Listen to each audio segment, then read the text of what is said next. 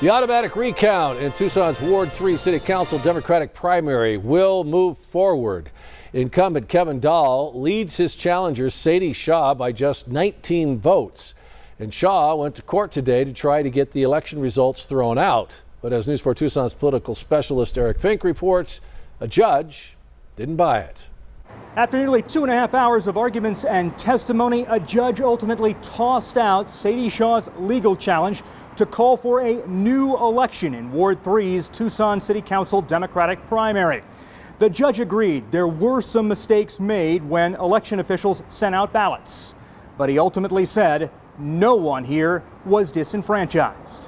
We have a candidate who wants to invent and implement a new method of overturning a perfectly valid Arizona election using non-voters. That was the crux of the defense's closing argument, making a case that of the 76 voters in Ward 3 who were either mailed the wrong party ballot by mistake or mailed a ballot when they never requested one, only 3 of those 76 tried to vote in the election when they had a week to do so after the error was discovered, either by voting early or in person on Election Day. There was absolutely no disenfranchisement of any voter in this case. We just will have to have another vote. I understand that it's expensive, but when you have a tight race like this, you can't accept 76 voters being disenfranchised. But Judge Wayne Yelling disagreed. Contestants had failed to meet their burden of proof in this election contest. Now the recount goes on, with Councilman Dahl holding that very narrow 19-vote lead. These voters, these 76 voters who got the wrong ballot,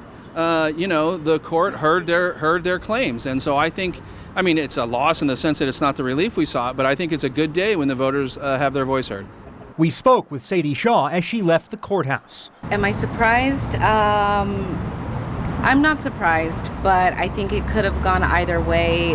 Like I said earlier, if all of the evidence could have been reviewed, I think it could have gone in our favor. So what happens now for you?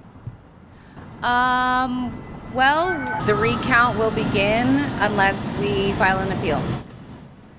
And Shaw told us she and her team will decide whether to appeal in the next 24 hours. That recount that was scheduled to begin last week, that could go forward and start as early as Wednesday. Downtown at Superior Court, I'm Eric Fink, News 4 Tucson.